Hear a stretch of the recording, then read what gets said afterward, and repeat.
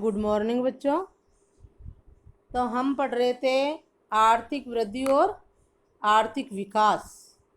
आर्थिक वृद्धि और आर्थिक विकास के बारे में हमने जाना कि आर्थिक वृद्धि तो क्या है, राष्ट्रीय आय और प्रति व्यक्ति आय में समय के साथ साथ राष्ट्रीय आय और प्रति व्यक्ति आय में वृद्धि होना, यानी आय के स्तर का बढ़ना ही क्या कहलाता है, आर्थिक वृद्धि कहलाता है। और आर्थिक विकास क्या है कि आर्थिक विकास में आर्थिक वृद्धि के साथ साथ सामाजिक, राजनीतिक, पर्यावरणीय, सांस्कृतिक आदि सभी तरह का विकास होना, आदि सब में वृद्धि होनी चाहिए, वो होगा आर्थिक विकास। ठीक है, उसमें हम पढ़ रहे थे आर्थिक विकास की अवधारणाएं। आर्थिक विकास की अवधारणाएं देखो, हमने देखी थी आर्थिक विकास की अवधारणाएं कौन कौन सी है। ये तीन: सतत विकास, समावेशी विकास और मानव विकास। ये तीन आर्थिक विकास की अवधारणाएं हैं। तो उसमें हम पहले पढ़ेंगे सतत विकास। सतत विकास क्या है, देखो ये अर्थ क्लास में भी पढ़ा था आपने।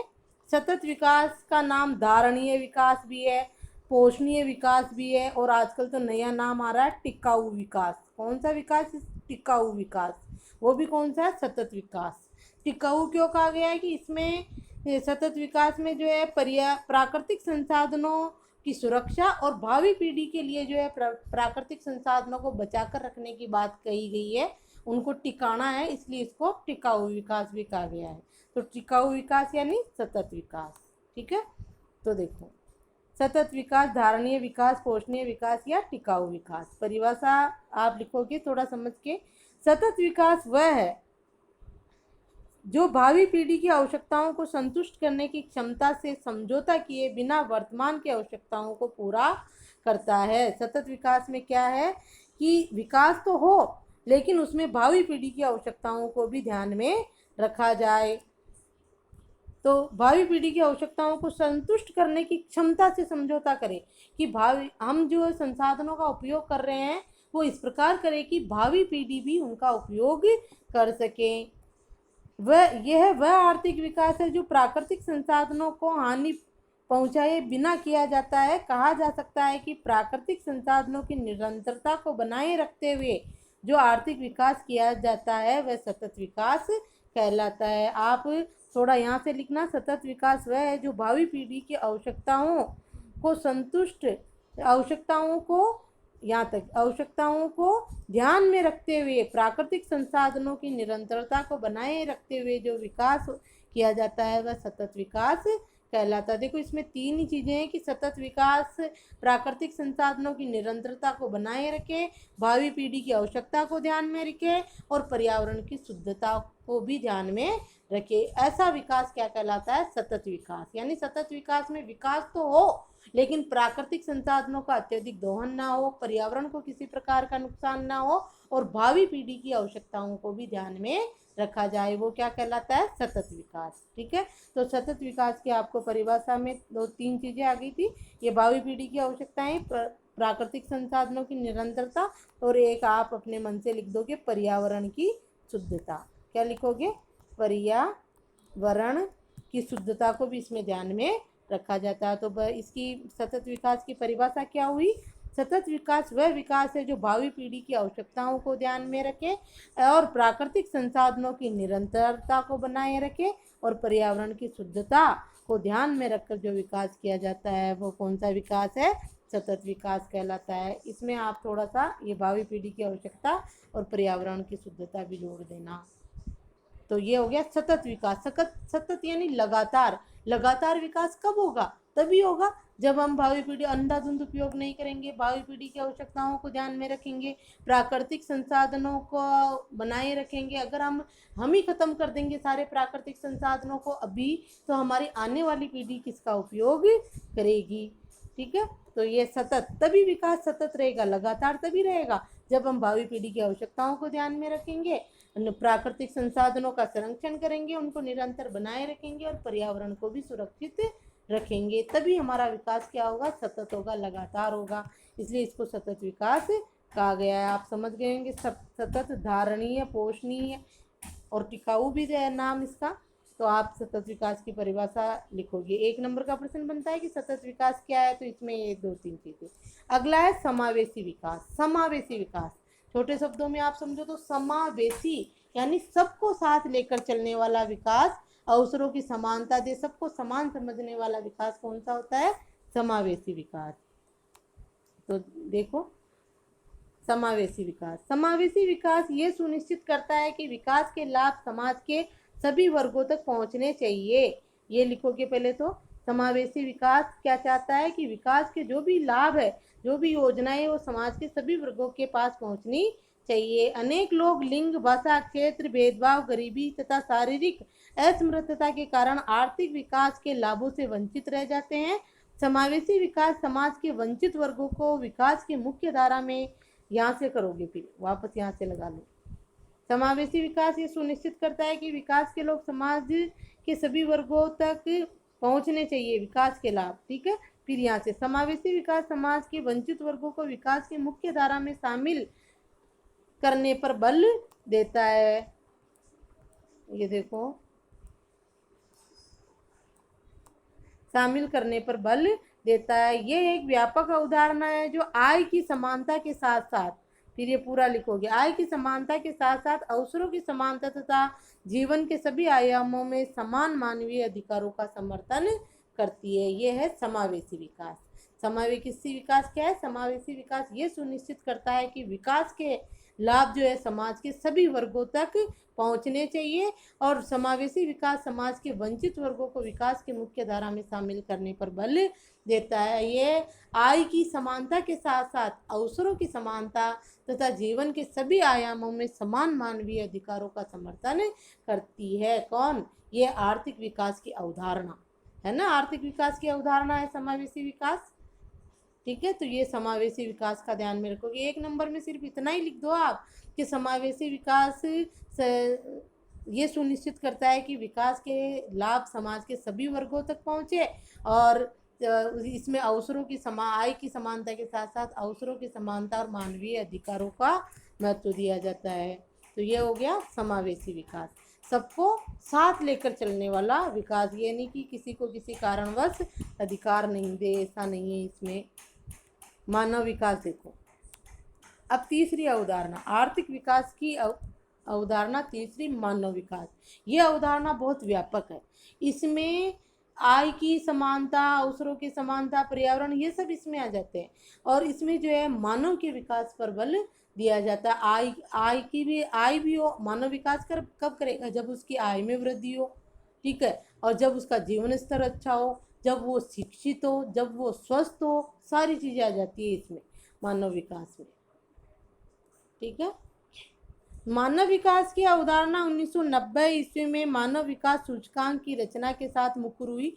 महबूब उल हक के नेतृत्व में संयुक्त राष्ट्र विकास परिषद कार्यक्रम द्वारा 3 व्यापक आयामों ज्ञान, स्वास्थ्य और जीवन स्तर को शामिल करने हेतु मानव विकास के स्तर को मापने के लिए एक सूचकांक तैयार किया गया। यह सूचकांक इसलिए तैयार किया गया था कि विकास परिणामों का मूल्यांकन करने की अंतिम कसौटी मनुष्य के लिए विकल्पों का विस्तार होना चाहिए। देखो यहाँ तक क्या है कि मानव विकास की अवधारणा कब विकसित हुई? 1990 में। मानव विकास की अवधारणा 1990 में विकसित हुई, और किसने की? महबूब उल हक। ये पाकिस्तान का अर्थशास्त्री है महबूब उल हक। इसने क्या किया? संयुक्त राष्ट्र विकास परिषद UNDP, देखो थोड़ा, ये पहला प्रश्न इसमें बनेगा कि मानव विकास की अवधारणा कब विकसित हुई? 1990 में। किसने की? अर्थशास्त्री महबूब उल हक ने। क्या किया? UN, ये विकास का D और P, UNDP, संयुक्त राष्ट्र विकास कार्यक्रम।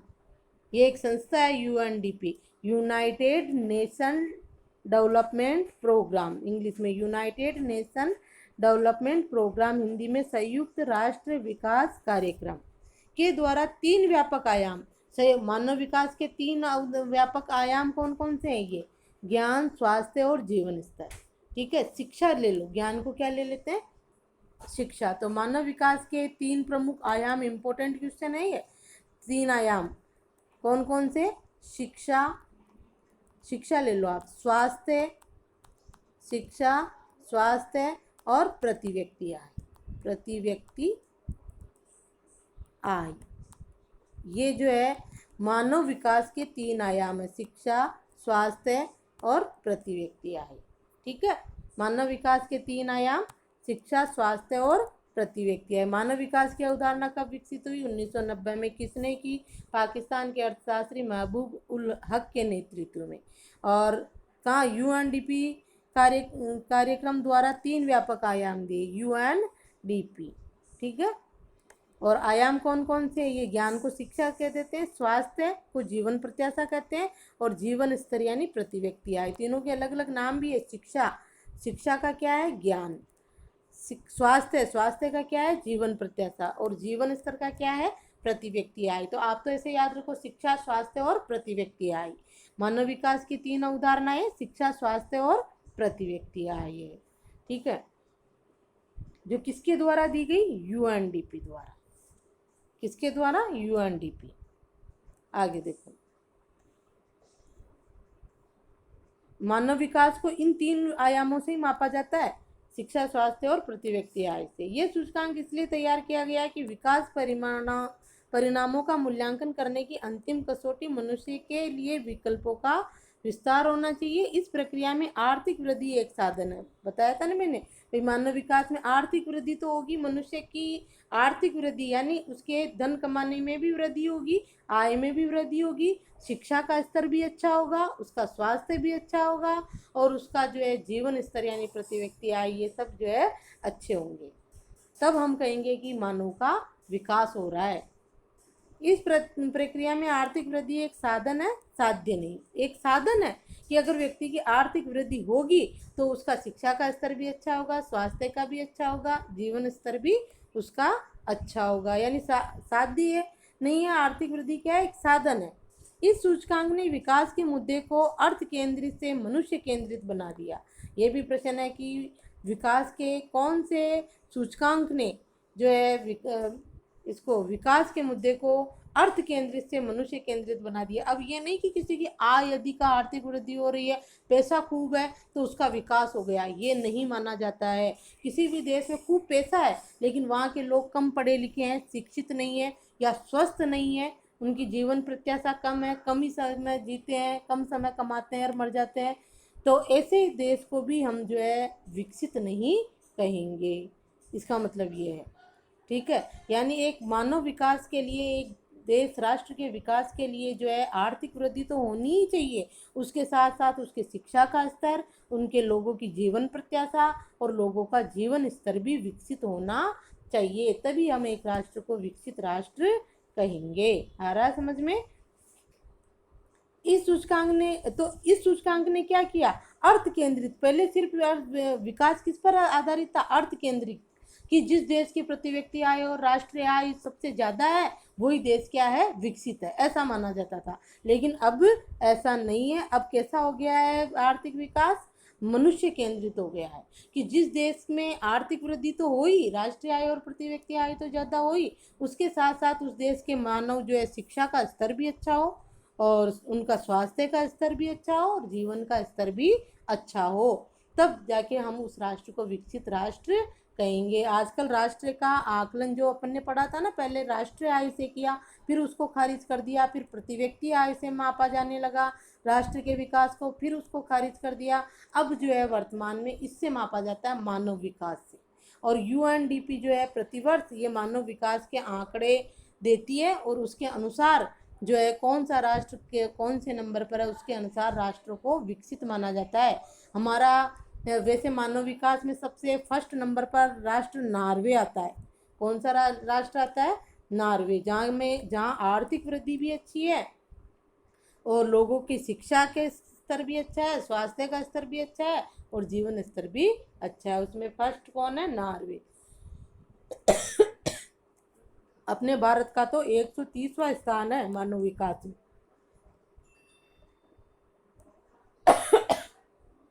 देखो आगे, तो ये अर्थ केंद्र से क्या हो गया है? मनुष्य केंद्रित। कौन? विकास को अब अर्थ केंद्रित न मान के मनुष्य केंद्रित कहा जाता है। ये राष्ट्रों के कल्याण और विकास के स्तर को मापने तथा विभिन्न राष्ट्रों के बीच तुलना करने का प्रभावी सूचकांक है। अब पहले राष्ट्रीय आय प्रति व्यक्ति आय से मापा जाता था, दो देशों की तुलना उससे की जाती थी। अब इससे नहीं की जाती, किससे की जाती है? मानव विकास से। ठीक है, और मानव विकास में ये सारी चीजें देखी जाती है, आर्थिक वृद्धि, शिक्षा, स्वास्थ्य, जीवन स्तर सभी। ठीक है, आज यहीं तक। अब अगला टॉपिक आएगा भारत में नियोजन।